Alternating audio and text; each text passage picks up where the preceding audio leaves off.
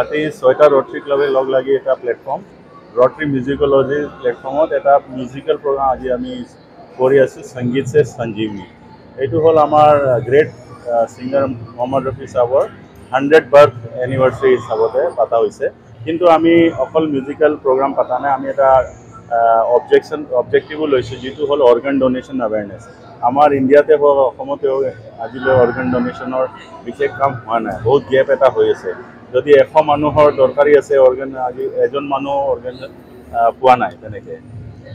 তো সেইটো লৈ আমি এৱেৰনেছ প্ৰগ্ৰাম এটা কৰিছোঁ। ইয়াত আপুনি চাব QR কোডো ৰাখিছোঁ।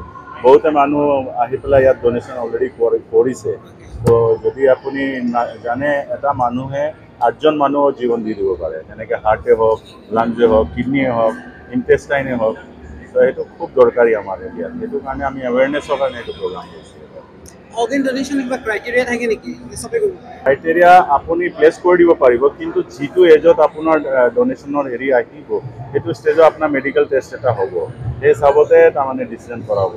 আপুনি আপোনাৰ জীৱনত ডোনেশ্যন কৰি দিলে, কিন্তু আল্টিমেটলিটো আপোনাৰ যোৱাৰ পিছতে এইটো ডোনেশ্যন কামত আহিছে। সেইটো ষ্টেজত আপোনাৰ মেডিকেল টেষ্টৰ হিচাপতে এইটো কামত আহিছে। আমাৰ অৱশ্যে অনাৰেবল CM মেছেজ এটা পঠিয়াইছে আমাৰ ৱেল উইচ, কিন্তু আমাৰ মেইন চিফ গেষ্ট হ'ল আমাৰ ৰটৰী ডিষ্ট্ৰিক্টৰ ডিষ্ট্ৰিক্ট গভৰ্ণৰ, তেওঁ আহিছে। আৰু আমাৰ ৰটৰী ক্লাবৰ বহুত মেম্বাৰ ৰাইজ আহি পাইছে বহুত দূৰৰ পৰা। They are the people are enjoy.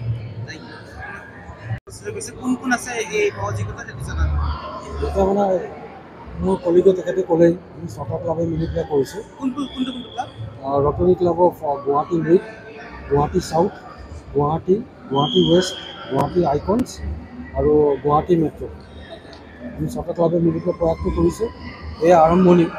যোৱাকালি ইনফেক্ট আমি এটা চেম প্লেটফৰ্মত আমি এটা অৰ্গেনৰ ৱাক অৰ্গেনাইজ কৰিছিলোঁ, এটা ৱাকাথন। ৰাতিপুৱা যোৱাকালি 6টা বজাত দীঘলী পুখুৰীৰ পৰা সেইখিনি আমি অনুষ্ঠান কৰিছিলোঁ। ৰাইজক খুব ভাল সঁহাৰি পাইছোঁ।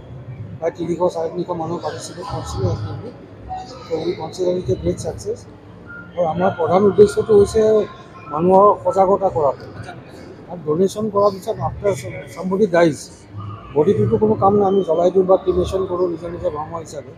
কিন্তু সেই বডিটোৰ যিখিনি অংগ থাকে, if it is given donated reasonable সময়ৰ ভিতৰত দিলে, সেইটো আমাৰ বহুত অন্য নিডি মানুহৰ, যাৰ ধৰক কিবা এটা পাৰ্টিকুলাৰ অৰ্গেন বেয়া হৈছে, কিডনি হওক, লাংছ হওক, সেইটো ৰিপ্লেচ কৰিলে সেইটো আপোনাৰ সেই মানুহজনৰ জীৱনটো বাচিব পাৰে।